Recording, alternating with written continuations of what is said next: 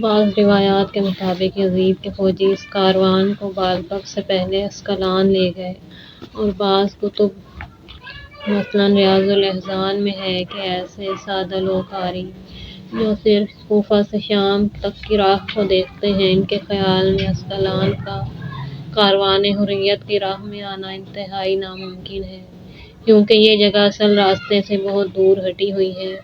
لیکن جب محققین ان حالات کا جائزہ لیتے ہیں جن میں مظلوموں کا یہ کاروان لایا گیا، تو ان کے لیے راستے سے بہت دور ہٹے ہوئے شہر اسقلان میں آنا باعث حیرت نہیں رہتا، اس لیے کہ یزیدیوں کا کوفہ سے شام تک پہنچنا اس وقت مشکل ہو گیا تھا۔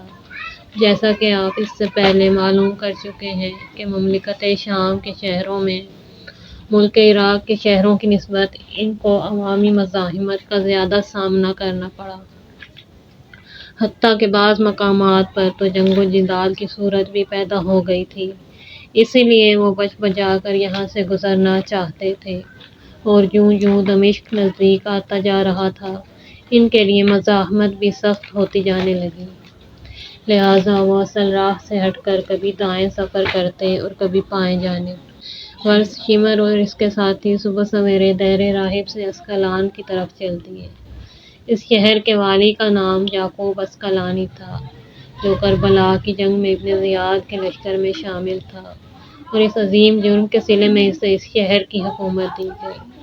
چنانچہ اس نے اپنی رعایا کو حکم دیا کہ شہر کی خوب تزئین و آرائش کی جائے، اور ناچ گانے کے آلات اس نے شہر کے باہر بھجوا دیے کہ رقاص ناچتے گاتے ہوئے لشکر یزید کا استقبال کریں، اور خود اپنے کمینہ فطرت بدمعاش دوستوں کے ساتھ ایک بالا خانے میں چلا گیا، جہاں وہ شراب خوری میں لگ گیا اور شراب کے نشے میں بدمست ہو کر لہو و لعب میں مشغول ہو گیا، اور بے بس و بے کس قیدیوں کا تماشا دیکھنے کے لیے بے قراری کے لمحات گزارنے لگے کہ اتنے میں کٹے ہوئے سروں کو شہر کے اندر لے آیا گیا۔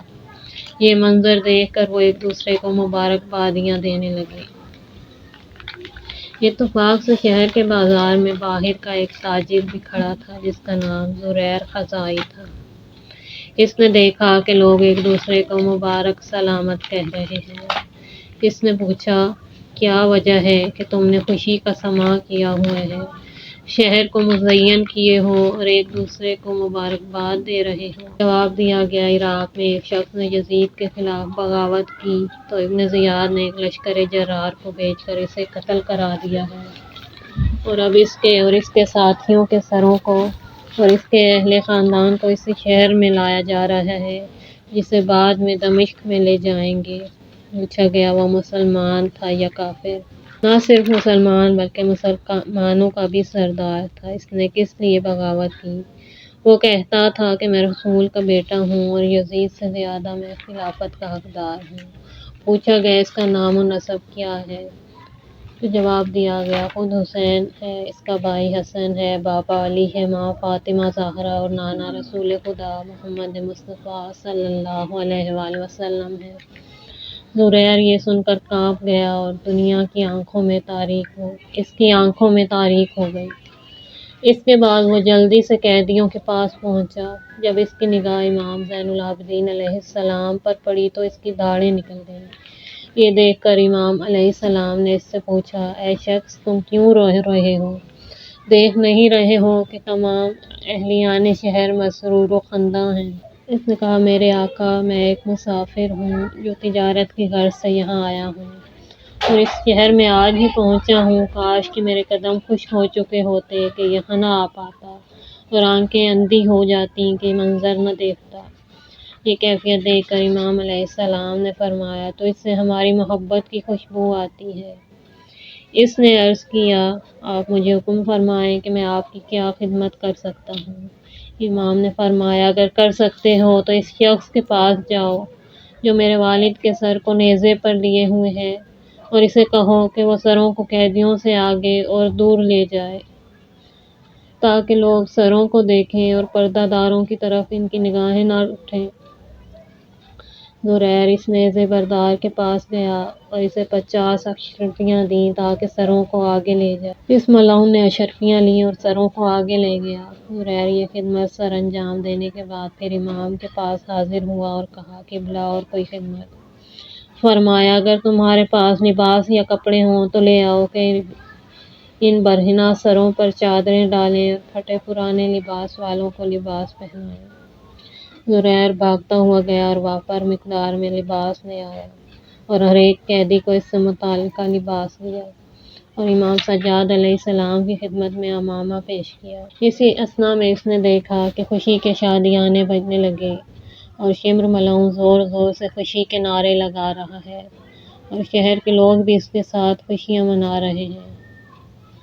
زریر نے شمر کے پاس جا کر اس کے منہ پر تھوک دیا اور کہا، تجھے خدا سے شرم نہیں آتی کہ رسول خدا صلی اللہ علیہ وآلہ وسلم کے فرزند کو شہید کر کے اس کے سر کو نوک نیزہ پر اٹھائے ہوئے ہیں؟ سخت گالیاں دی۔ یہ سن کر شمر ملعون نے بلند آواز کے ساتھ کہا، اسے پکڑو اور قتل کر دو۔ چنانچہ اس مظلوم کو گرفتار کر لیا گیا اور اس پر اس قدر تشدد کیا گیا کہ بے ہوش ہو گیا۔ انہوں نے سمجھا کہ اب ختم ہو گیا ہے تو وہیں پر اسے مردہ سمجھ کر چھوڑ کر چلے گئے۔ مگر آدھی رات کو زریر ہوش میں آ گیا۔ اس نے خود کو بڑی مشکل کے ساتھ قریب کی مسجد بنام مسجد سلیمان النبی پہنچایا۔ وہاں پر دیکھا کہ کچھ لوگ امام حسین علیہ السلام کی عزاداری میں مصروف ہیں۔ ریاض الاحزان میں ہے کہ زریر ہوش میں آنے کے بعد زخمی حالت میں خود کو اس قبرستان میں لے گیا جہاں پر انبیاء اور اولیاء ماسلف کے مزارات تھے۔ اس کے ایک کونے سے اسے کچھ لوگوں کے گریہ و بکا کی آوازیں سنائی دیں۔ وہ ادھر کو ہو لیا، جا کر دیکھا تو وہاں پر چند لوگ عزاداری میں مصروف تھے۔ زریر نے ان سے کہا، اللہ کے بندو، تمہارا پورا شہر خوشی میں ڈوبا ہے اور شخص خوشی منا رہا ہے اور تم بیٹھے ماتم کر رہے ہو، کہیں تم میری طرح مسافر تو نہیں؟ ان میں سے ایک شخص نے کہا، اے بندہ خدا، اگر تو محبان آل محمد میں سے ہے تو آ اور عزاداری امام حسین میں ہمارے ساتھ شریک ہو جا، اور اگر جاسوس ہے تو پھر جا کر یعقوب اسقلانی کو اس امر کی اطلاع کر دے تاکہ وہ ہمیں قتل کر دے، اور اگر ان میں سے کوئی بھی نہیں تو پھر جا اپنی راہ لے اور ہمیں اپنا کام کرنے دے۔